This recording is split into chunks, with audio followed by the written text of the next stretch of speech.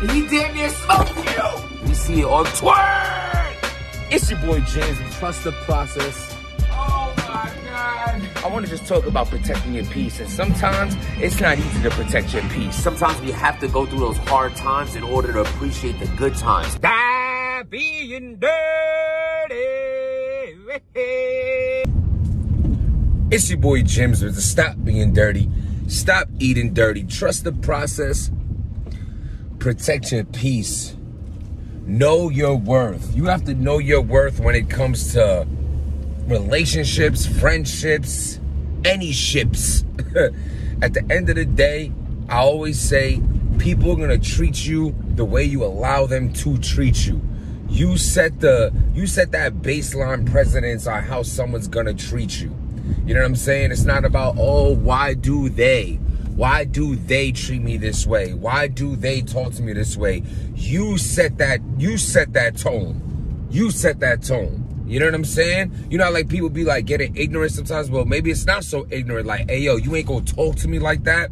Even though you usually say that after someone already talked to you that way. But it comes from the fact of it's like, you know, you stand for something. And that's something you stand for. Don't fall along the lines of the way someone is talking to you in that moment or think they could treat you. So, you know, you have to understand that you set the tone for that. You know what I'm saying? You're going to get exactly what you accept. So if you don't accept it, don't allow it. Because it's Johnjohn the Donathan versus... No.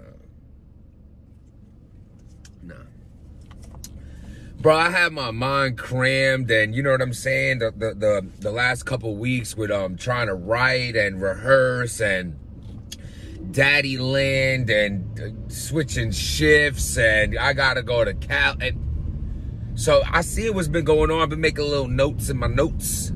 Oh, by the way, shout out to the stand. Can we get a? Can you like the video just off the fact that Jim's finally got a phone stand? We lit, we safe, got a nice the background. It's beautiful, man. Nice, you know. Hey, who gives a shit about your phone stand? Lloyd Banks? Come on. They keep asking me in interviews, yo, how do you feel about Johnjohn and Banks? How do I, bruh. Are you kidding me? Bro, I'm from Queens. Lloyd Banks is my favorite rapper. My favorite rapper growing up. He was my favorite rapper.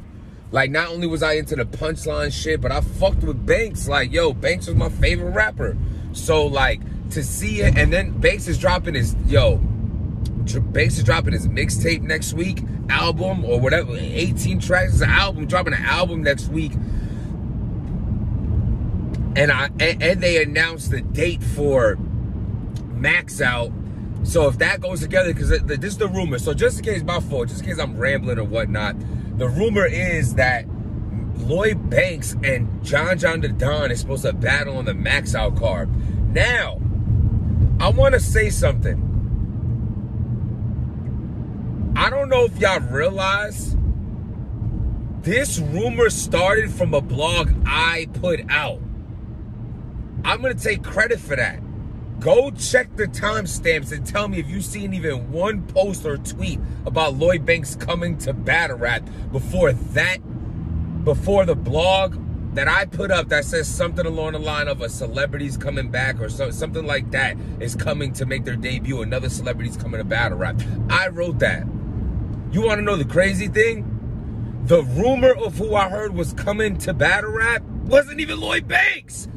When I had put the blog out and then seen every single comment was about Banks. One or two, not even, every single comment was about Banks, damn near. And I wasn't even talking about Banks. And I'm not, hey, like I said, I didn't see no other tweets or nothing until I put that blog out. I didn't even trying to misinform you. I don't know what I said that made you think it was Banks, but that's not who I heard it was rumored to be. So I guess my rumor was wrong if it turns out to be Banks. And no offense to who I thought it was or heard it was gonna be, Banks is way more lit of an option. That's crazy. How I feel about Lloyd Banks coming to battle rap, I think it's great. Lloyd Banks actually fucks with us. He fucks with the culture. You know what I'm saying? Like, he tweets about the battles. He watches all the battles. Like, it'd be crazy. He's really in tune, though. Like, as far as watching. You know what I'm saying? Like, so I think that's fire because he won't be some culture vulture type shit. And then, like, Lloyd Banks is special because he just don't do shit. You know, he don't even be putting out his own music that consistently. So, like, if he does something, you know, he really wants to do it. Like, his heart is really, really going to be in it. So I think it'll be special to have him in battle rap. He's not outdated. His flow is OD. You know, he's still, yo, bro, I think this could be easily the illest, greatest debut in battle rap for a celebrity. Easily.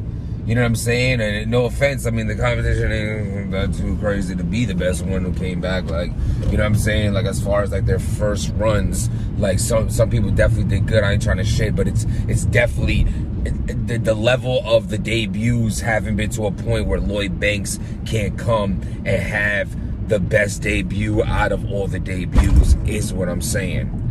What do y'all think? Subscribe to the channel, hit that notification bell, all that good shit. Let me know what y'all think in the comments. Who would win versus Johnjohn and Banks? Yo, come on, asshole. Fuck is wrong with this fucking piece of shit? And it's always a big ass, doofy ass car too. Truck, Dodge. Like, hey, here's my big truck to make up for my dad. Like, get the fuck out of here, yo. Fucking 5:45 in the damn morning. Like, you trying to get out the lane? Why ain't trying to get out the lane? You coming out the last second?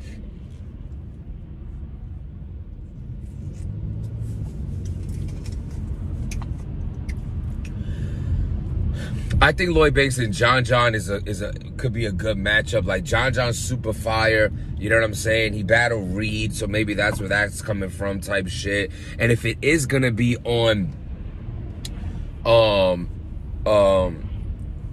RBE, that's the rumor too, right? That it's gonna be on RBE. Like, I think that's a good look. They're cool. They got that Atlanta shit going on, so I think it'll definitely be dope. You know what I'm saying? As far as who's gonna win, I mean, Lloyd Banks' best chance is to win that first round off of shock value alone. You know what I'm saying? Because we haven't heard him, so we're gonna be on the edge of our seat listening to him.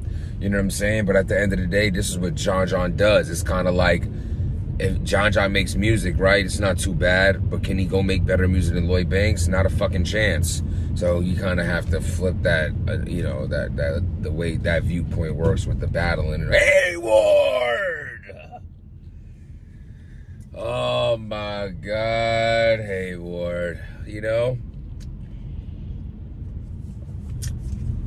what am I gonna title this? I'm gonna title Johnjohn versus Lloyd Banks ? Explanation. And I'm gonna do A-Ward. This is why A-Ward will never be on Smack. Alright? Now, there's levels to... I wouldn't say talent. There's levels to reputation. Is it reputation? Well, let's put it this way. You have the Hitman Arsenals and of the world, right? Ill Will, even. And then you have the A-Wards and the B-Dots and those of the worlds. All super talented names that I'm mentioning. But the difference is, when you're 10 plus years stamped in the game, top tier status, main event status, while, you know, you're just a huge draw, no one's gonna say when and where or how you're gonna battle. Nobody. You're allowed to battle on Smack, on RBE, on King of the... You could battle in your backyard. It don't matter what you want to do. You're allowed to battle where you want to battle without being in contract. But when you are the A-Wards of the world, you, sir, are never going to get a smack battle unless you sign that contract. It's not gonna happen. Let me break it down the simplest way for you. You battle on the Ops League, right? Cool. So do other people that battle on Smack. But you, in the eyes of URL, aren't solidified in this game enough where your name can't be built higher than what it is. A-Ward is not at his peak. A-Ward is not at his top recognition in battle rap. And with a Smack URL push, you will get to that top spot, and you are not going to get elevated by Smack and URL and then take that elevation that they pushed behind you and go to RBE and go to KOTD. That's not happening. If there's still leeway room for you to be a star, which there is, A-Ward, you're incredible. You're incredible. What you do, not many can. In many different attributes when it comes to freestyling, putting your shit together, the diversity of the people you can battle. You're awesome. But that shit don't mean nothing when it comes to the eyes of URL and them feeling like you can still be built up to a higher level of your awesomeness. And therefore, A-Ward will never get a Smack battle without signing the contract. It's not happening. It's not happening. Now, is it the worst thing in the world for A-Ward to sign the contract? That's up to him. That's up to him on where he feels like he's at in his career, things of that nature. Is he at a point where he feels like he can cut ties with certain leagues? Does he want to cut ties with certain leagues? Things like that. Another thing, too, I just want to throw out there to A-Ward if he is watching. Hello, sir. Australia, that happened. Besties for life. So, you hold the power of negotiation like we all do in life. The speech that I had to start this blog applies to this. You know, people will treat you the way you allow them. You know what I'm saying? Like, you know, you have to be able to negotiate at the end of the day. You know, there's might be some standard contracts out there that a lot of people fuck with. I've seen them. But then you have the negotiators, where you don't have to do something that's to a point that other people are doing. I don't want to put too much out there. If you catch my drift, you catch my drift. But you need to just negotiate, and come to a point that something that makes sense for you. I mean, and just that's it. You know, I'm not saying that it's a better look to be like, look, all right, so I battled Bad News. That shit got taken down because the whole channel got taken down. Around that time, that Bad News battle didn't really do shit for me. I was already more lit on the push I was getting from RBE around that time, right? Then I battled Tech 9. That was pretty cool because for me, it mattered. Because I had got into all this shit I was getting into. So I said, fuck that. I ain't going out like that. I'm about to take a bunch of battles before, you know, I take a break, which I really wanted to do. So prior to all the shit that was going on with me, I wanted to take a break from this shit. But I wasn't going to go out on that last note. Like, I can't go, like, as far as the physical shit I got into, just like I won't go out on that Ace battle. I can't. So even if my plan was to retire after, I'm not saying it was, I'm saying hypothetically, if my plan was to retire after the Ace battle, I can't now because I'm not going out like that. That my fans, my supporters, and myself deserve an A1 gyms that has it all together, that, you know, is practicing during the times he's off and not just taking off 6 months and picking his pen up in 2 weeks and saying, let's try this the best I can do.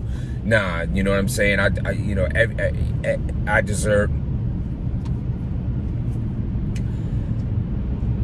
I lost my point. Oh, so the Tech 9 battle, right? Boom. Then that game, at the time, you know, it would have did something for me. As soon as I got off stage, Smack and was just like, Smack gives you that nasty grin, like you know he's gonna fucks with you. And then I ended up getting into that altercation in the crowd out there, and I basically blackballed myself. I never really talked about that too much. I just didn't really give a shit. I knew I was done with battle rap. I was retiring. In my mind, I knew I was done with it.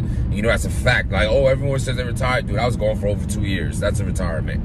So I already had the Sharon battle set up, so I knew that was gonna be my last battle as far as, you know, after the URL. But URL wanted to bring me back and wanted to start working with me after what I did with Tech 9. I fucked that up by fighting in the crowd. Well, it wasn't really a fight, but you know what I mean. And then fast forward, the Your Honor battle. That shit didn't do a goddamn thing for me. It just didn't. Like, you know, I showed that I can put out an incredible round, and then the battle kind of went downhill from there. I'm a blogger, I'm a realist. I never, you know, I keep it 100. The battle was kind of after that first round. It was a dope ass first round. Just watch that first round, then don't watch the rest. Fire ass battle, classic. And then Jims versus Amin. Didn't, you know, again, I basically had another Your Honor, you know, like, and not hit the opponent, meaning like another one incredible round and 2 rounds, you know what I'm saying? Even though I was better in Your Honor, I would think, with the other 2 rounds, because the first round versus Ace was I tanked, and the second round I was clawing back, so you can't even appreciate the second round because the first round was so terrible. So in that sense, but I meant in the sense of I had one of those. I had an incredible first round versus Your Honor, an incredible third round versus Ace. The point I'm trying to make is this: not everything that works for everybody's gonna work for you. You understand? I've had more monumental battles, more bigger battles, more battles that did more for me that was not on URL. That's the point I'm trying to make here. There's battles that I have on my resume that catapulted my career to a higher status, a higher level, that are not on URL. So what works for one person and what's good for one person might not be good for you. So keep that in mind. And if A-Ward decides to not want to sign a contract because of the reason I just gave, then it makes sense. But I understand how this game is. We all want that smack battle, man. We all do. Before that bad news battle, man, I was like, that's all I wanted. That's all I wanted forever. You know what I'm saying? It's up to A-Ward to decide, but that man will not be on Smack without signing a contract. It's not happening.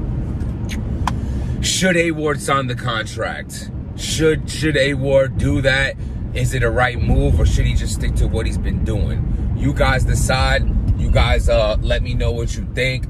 Subscribe to the channel. The link is in the bio for all the Stop Being Dirty merchandise. I'm going to start going live the minimal of once a week. I'm going to try twice. I went live yesterday. That was pretty fun. And on my lives, I'm just gonna basically have a subject we'll all go in on. But most of the live, I'm gonna just read the comments, because what I took from live is, like, because I do blogging consistently and you can't talk to me right here, that when I do the lives, I should read the comments and talk to the people, because that's the chance I have to do that. So I'm going to do that for you guys at least once a week. I'll try for more if my schedule allows it. Other than that, trust the process, protect your peace, stop being dirty, standing so fucking cool.